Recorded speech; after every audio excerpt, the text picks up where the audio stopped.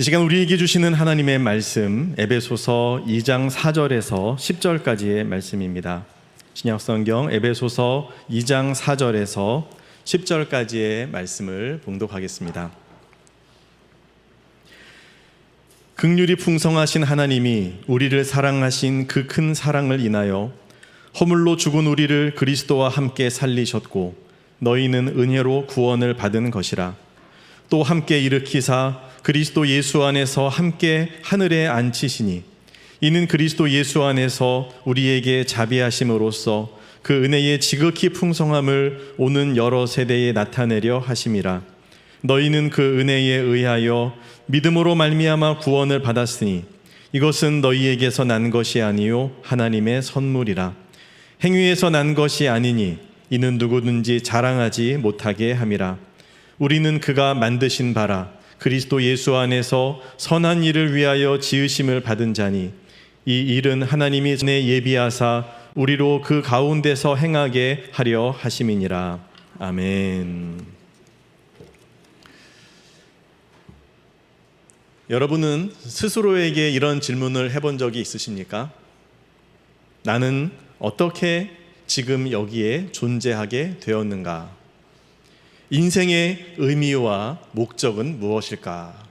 이런 근본적인 질문 말입니다. 분주하게 살아가다가도 이런 질문을 만나게 되면 바쁘게 움직이던 발걸음을 잠시나마 멈추고 다시 한번 생각하게 됩니다. 그런데 이런 고민을 하는 이들이 간과하곤 하는 답이 한 가지가 있는데요.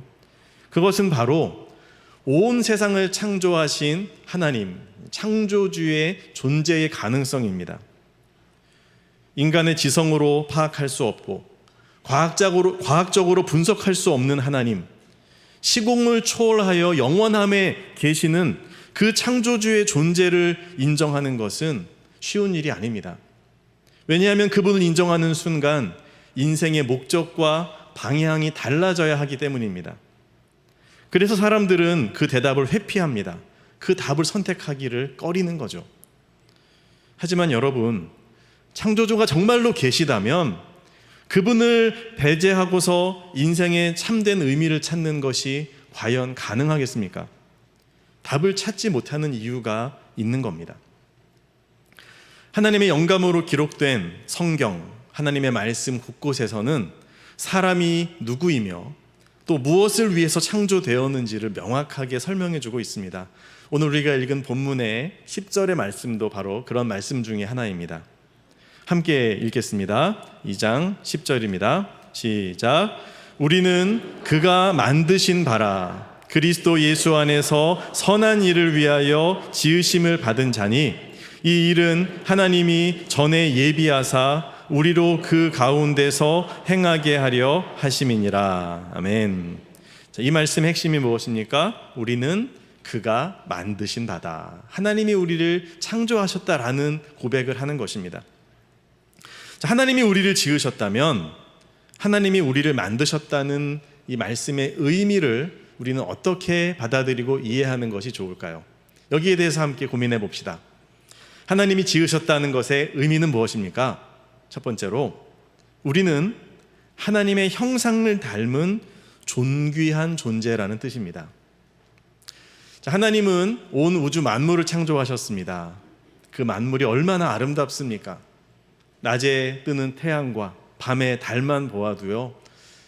여러분 그런 생각 해보셨습니까? 태양과 달이 우리의 눈으로 보기에 크기가 거의 비슷해 보이잖아요. 하지만 실제 크기는 어떨까요? 태양이 훨씬 더 크죠.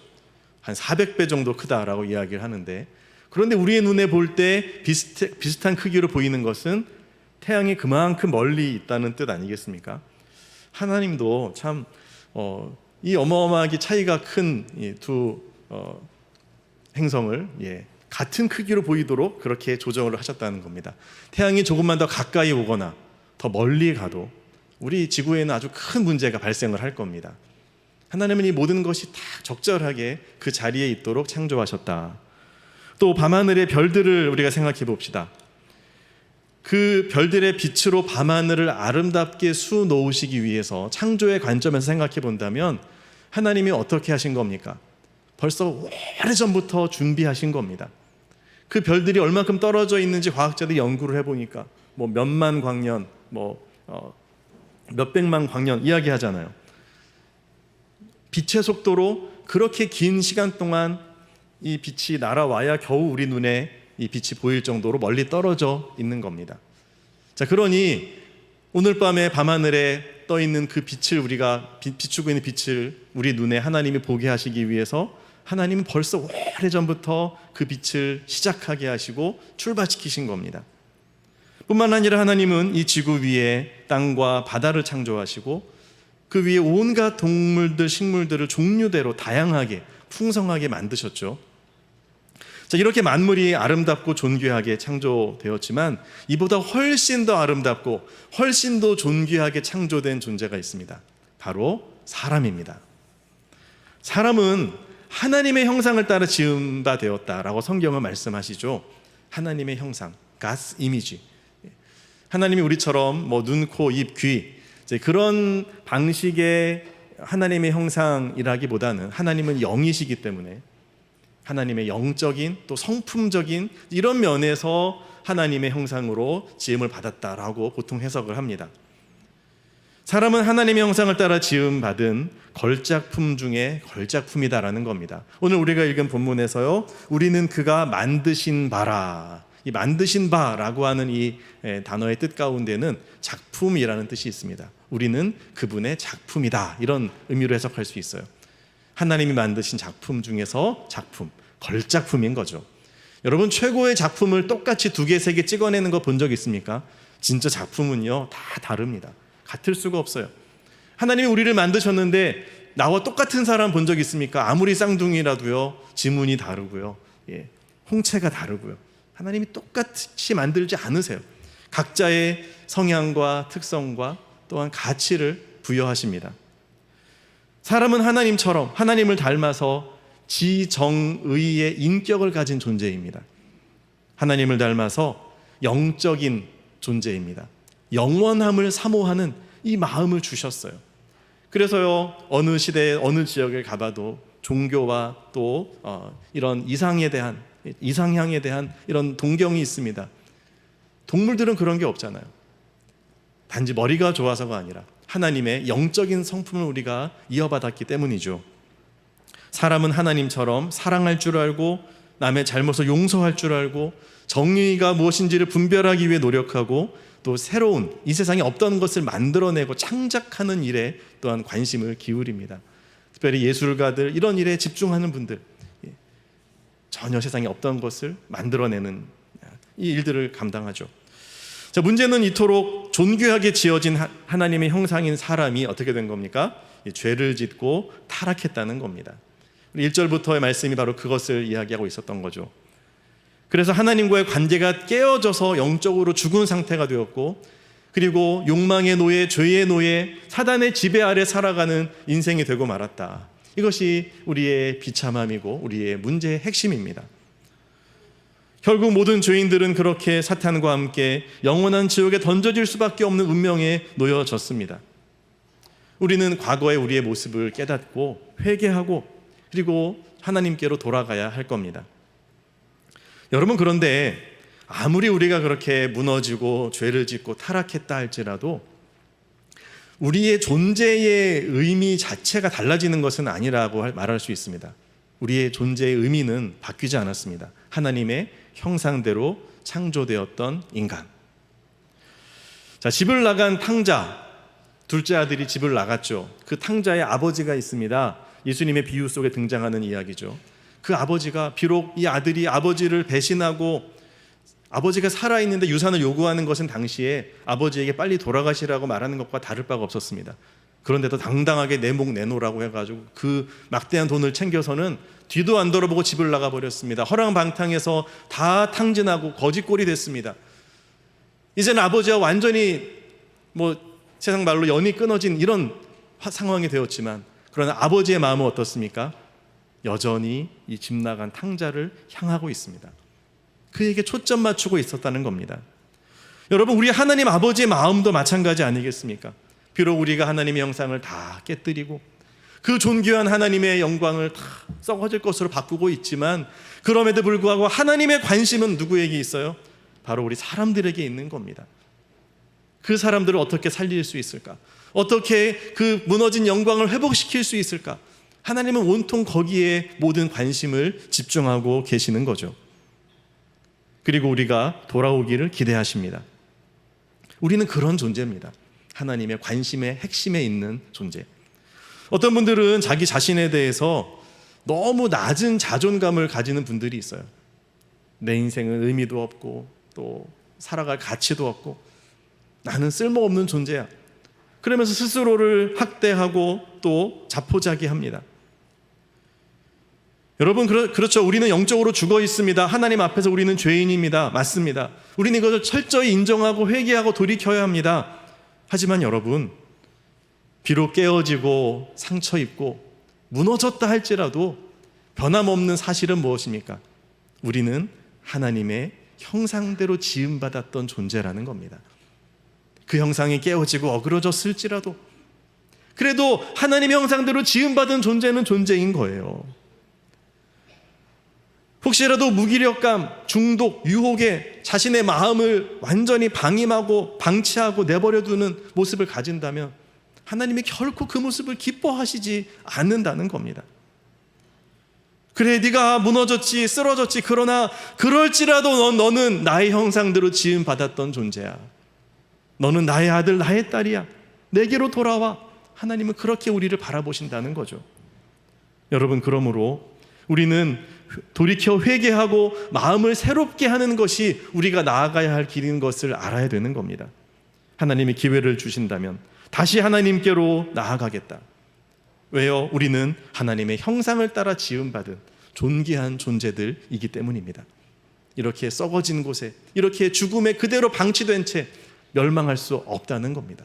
돌이켜야 합니다. 자, 하나님이 지으셨다는 것은 이렇게 우리의 존재 자체가 존귀하게 창조되었다는 것을 아는 데서 출발합니다.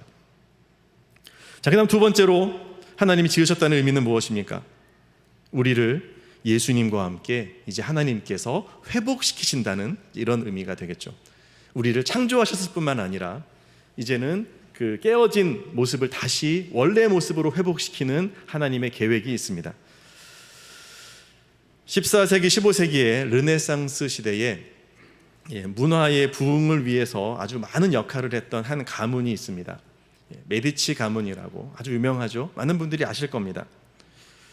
이 메디치 가문은 문화와 예술을 너무도 중시하였고 이것을 위한 투자를 아끼지 않았습니다. 이 미켈란젤로, 그를 입양하여서 플라톤 교육을 받게 하고 그를 거장으로 키워낸 것도 바로 이 메디치 가문이죠. 미켈란젤로가 어릴 때 어머니가 돌아가시고 아버지는 재혼하고는 유모의 손에 맡겨졌는데 그 유모의 남편이 채석장에서 일했습니다.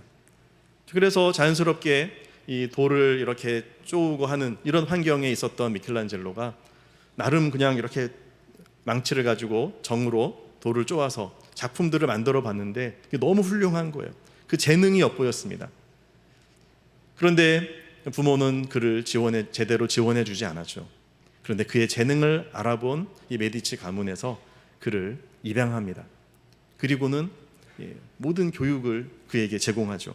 그렇게 플라톤 교육을 받게 하고 그리고 또 미술의 최고의 예술 교육을 받게 하면서 그를 거장으로 키워낸 겁니다.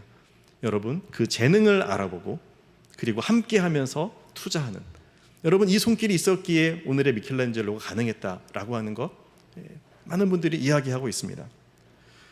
여러분, 우리 하나님 아버지는 어떠십니까?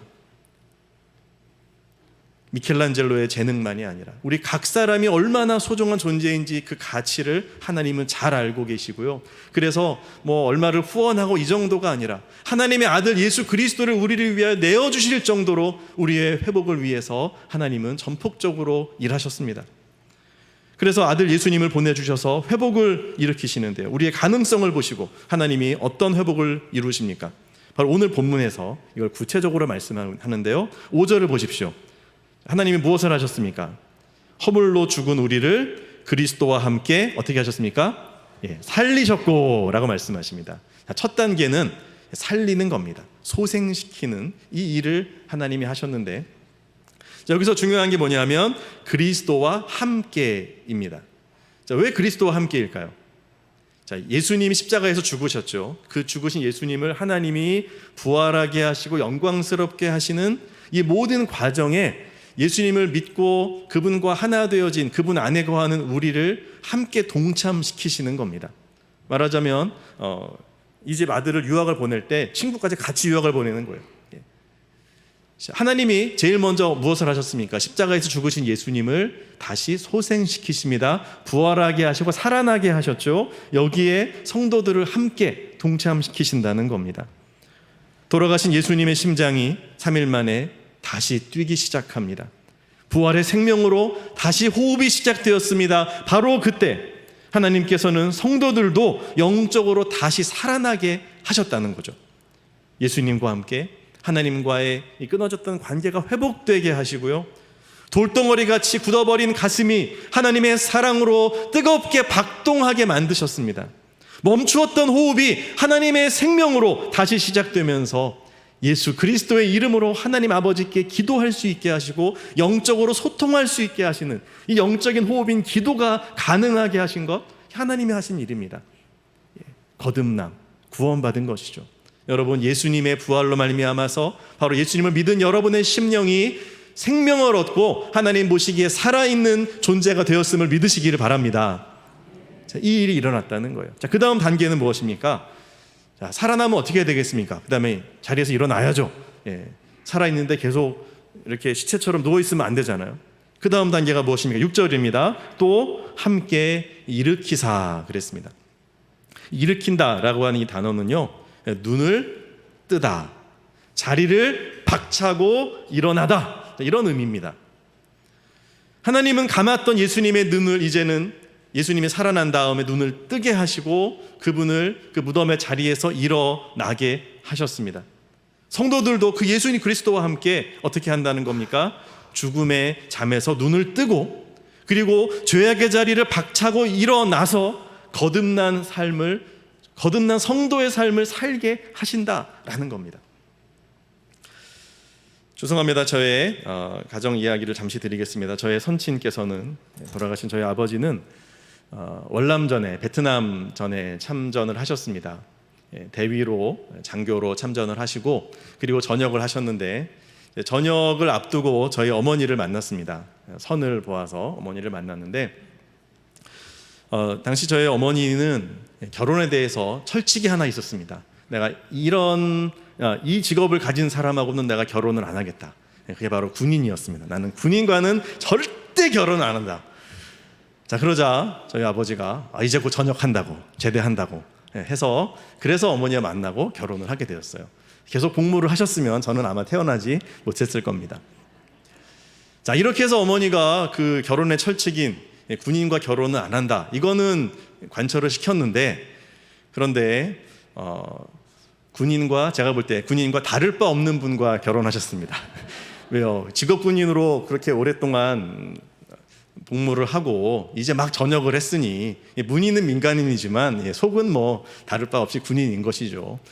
그래서 제가 어린 시절에 저희 집의 분위기는 군대 그 자체였습니다. 아침에 아버지가 근영아 일어나라 그러면, 일어나 그러면 저는 그렇게 곤히 자다가도 예! 하고선 탁 스프링처럼 일어나서 자리에서 벌떡 일어났습니다. 여러분, 인생이 쉬운 게 아니더라고요. 네, 바짝 긴장해야 살아남지. 이불 위에서 꾸물꾸물대고 그러면 안 됩니다. 그런데 저는 참 놀라운 광경을 보았습니다. 제가 남동생이 하나 있는데, 얘는 막내라서 그런지 아버지는 똑같이 하셨거든요. 근창아 일어나라 그러면 네! 하고 일어나야 되는데, 얘는 네가 아니라 에 이러면서 계속 민기적대고 자리에서 잘 안 일어나더라고요. 저게 맞는 건가? 저도 좀 혼란스러웠습니다. 그런데 오늘 성경 말씀을 보면서 제가 내가 맞았구나, 이런 확신이 들고 위로가 되었습니다. 오늘 본문에 보니까요, 하나님이 성도를 예수 그리스도와 함께 일으키신다. 거기서 민기적대는 거 아닙니다. 즉시 자리를 박차고 일어날 수 있도록 능력과 힘을 주신다. 그렇죠. 주님의 음성을 들으면 바로 일어나야지. 예수님 조금만 있다 일어날게요, 이러면 안 되지 않겠습니까? 제가 잘 살았구나 이렇게 생각을 했는데, 여러분 그렇습니다. 예수 그리스도를 흔들어 깨우고 일으켜 세우시는 하나님의 이 음성이 우리들의 귀에도, 성도들의 귀에도 들려온다는 것입니다. 그 하나님은 감았던 우리의 눈이 번쩍 뜨여지게 하시고 누웠던 죄악의 자리를 박차고 일어나도록 새 힘을 불어넣어 주십니다. 자, 그리고 나서 그 다음엔 무엇을 하십니까? 예수님을 이제는 하늘 위로 올리셨습니다.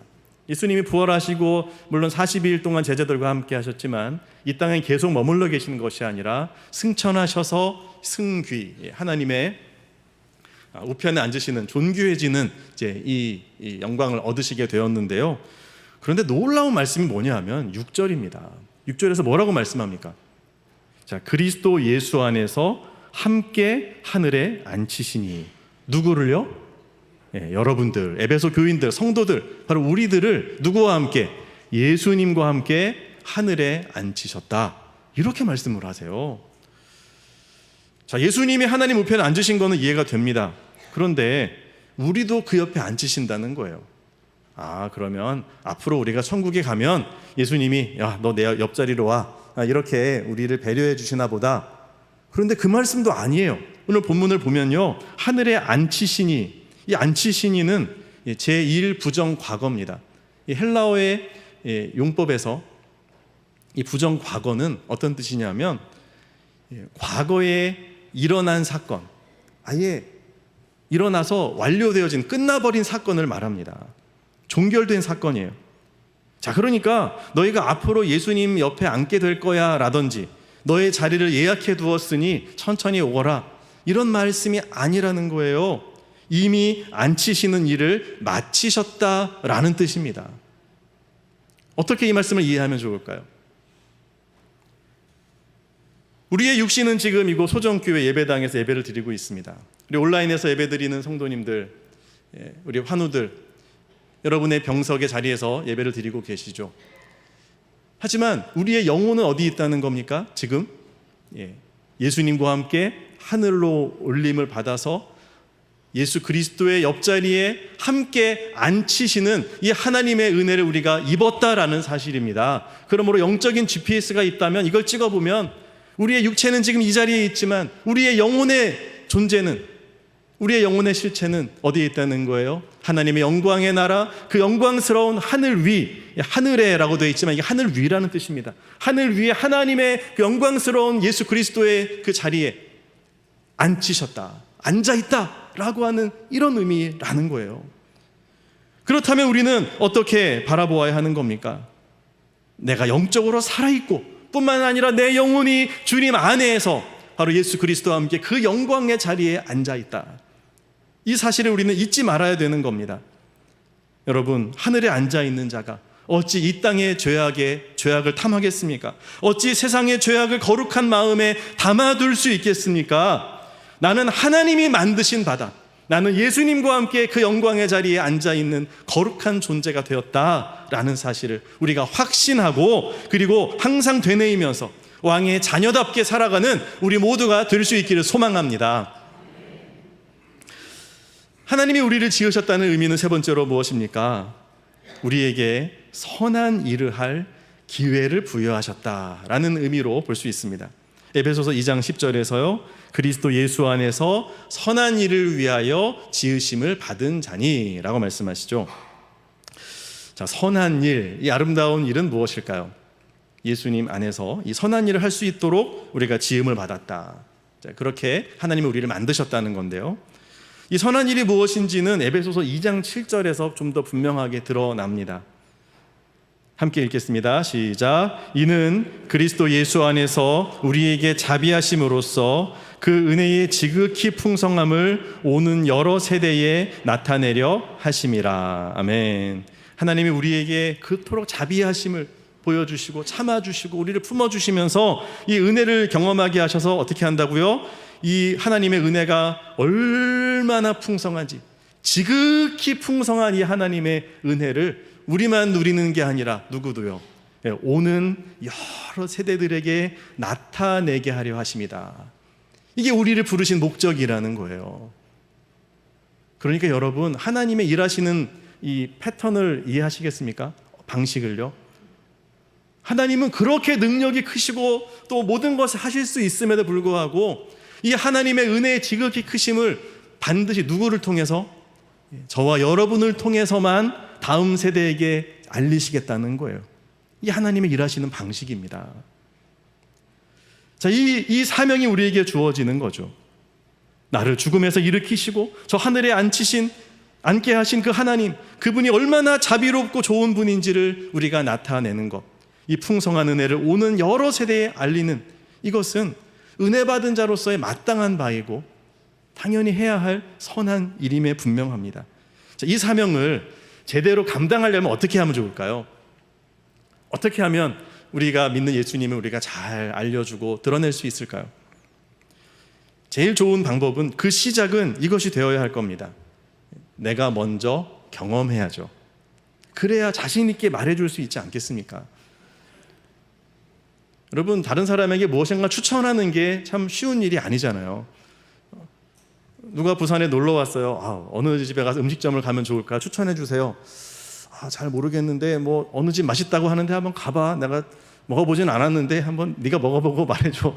뭐 이렇게 하면 추천이 안 되죠. 이렇게 추천을 어떻게 하겠어요? 야, 내가 먹어봤는데 그 집만한 집이 없더라. 이 집 꼭 가야 돼. 안 그러면 후회해. 뭐 이렇게 경험이 있어야 말을 해줄 거 아닙니까? 여러분, 음식에 대해서도 그렇다면 이 하나님의 놀라운 은혜에 대해서는 어떻겠습니까? 우리가 그 은혜를 풍성하게 누리고 체험하고 정말 경험하고 있어야, 그래야 야, 너 세상에서 너무 고생이 많지, 그렇게 헤매도 사실은 소망이 없잖아. 하나님께 소망이 있어. 하나님께 나와봐. 그러면 네 인생은 달라질 거야. 너 정말 기쁘게 살아갈 수 있어.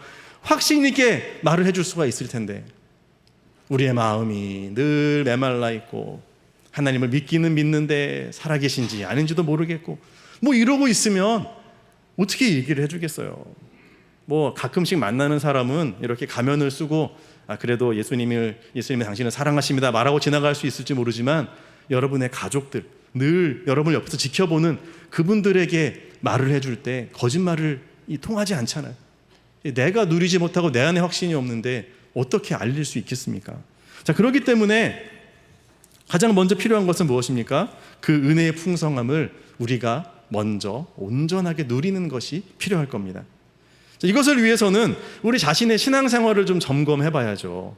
세상 일에 너무 바빠가지고 기도도 못하고 말씀도 못 읽고 그냥 그게 좋은 건 아는데 아직은 내가 때가 아닌 것 같아요. 뭐 이렇게 살아가면 우리의 마음이 메말라져가지고요, 정말로 이 은혜를 알려주어야 할 대상에게 우리가 흘려보내지를 못한다는 거예요.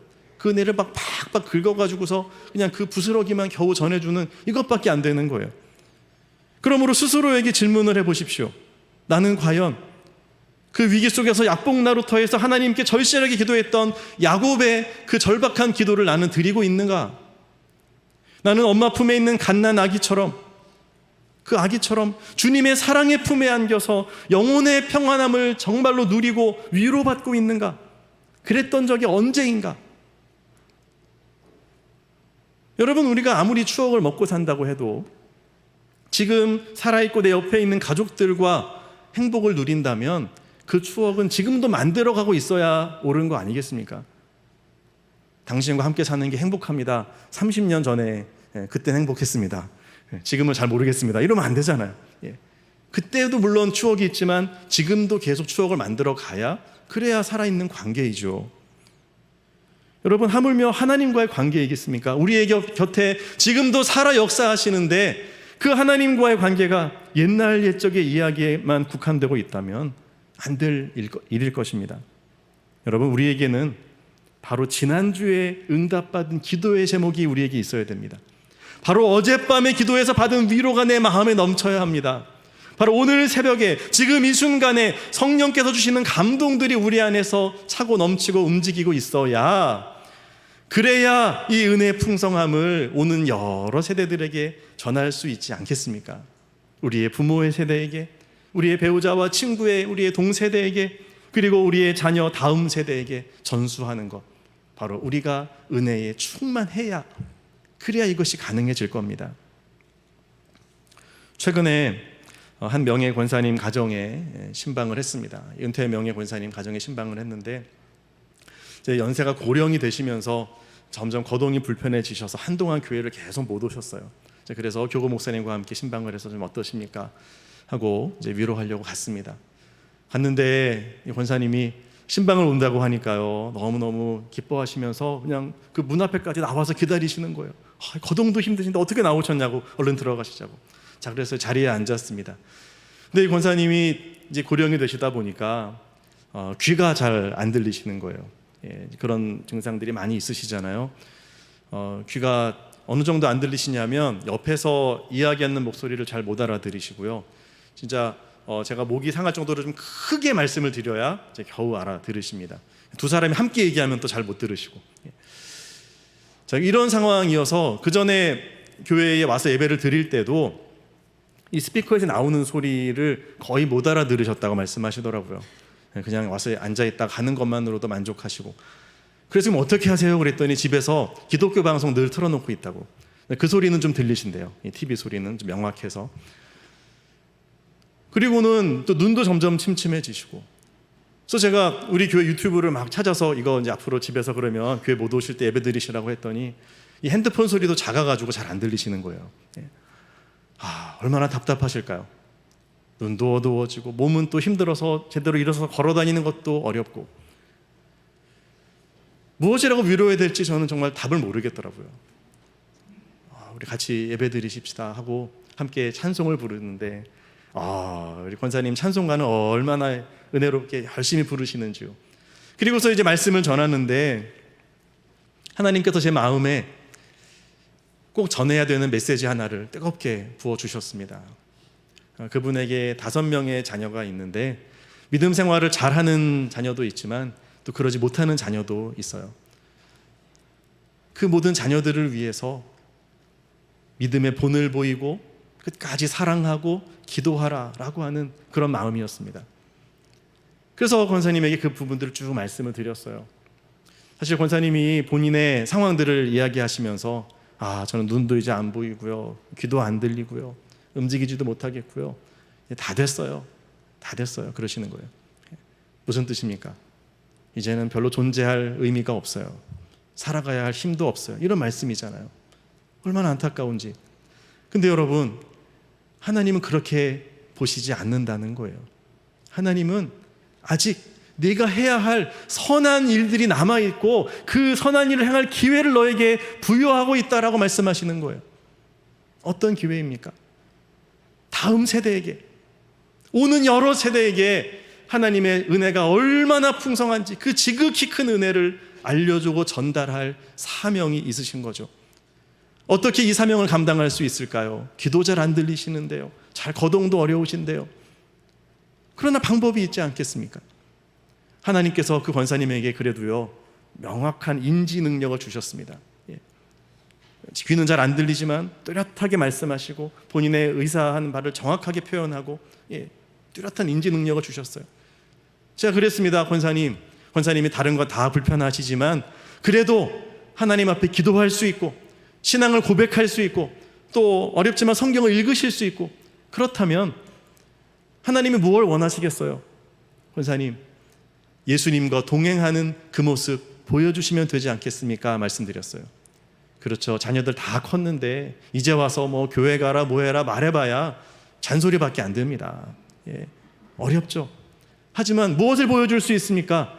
내가 영광의 주님과 어떻게 동행하는지를 보여줄 수 있습니다. 얼마나 주님 안에서 이렇게 불편하고 힘든 속에서도 나는 기뻐하며 은혜로 충만하며 또한 주님의 그 은혜 가운데서 주님과 동행하고 있는지를 보여줄 수 있는 것이죠. 그리고 기도할 수 있지 않습니까? 그 자녀 손들을 위해서 하나님 저들을 붙들어 주시고 저들의 인생에 함께 해달라고.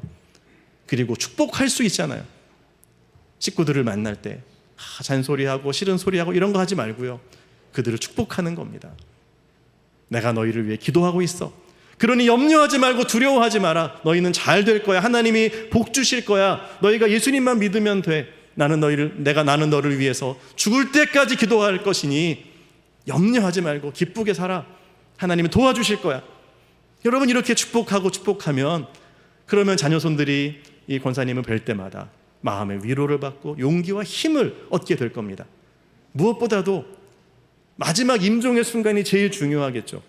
언젠가 맞이하게 될 그 순간에 자녀들이 앞에 와 있고 이제 내 생명이 불과 얼마 남지 않았을 그때 두려워 떨고 나 좀 살려줘가 아니라 그 믿음대로 천국을 바라보고 예수 그리스도 안에서의 영광으로 성령으로 충만하게 될 때 어떻게 말씀하실 수 있겠습니까?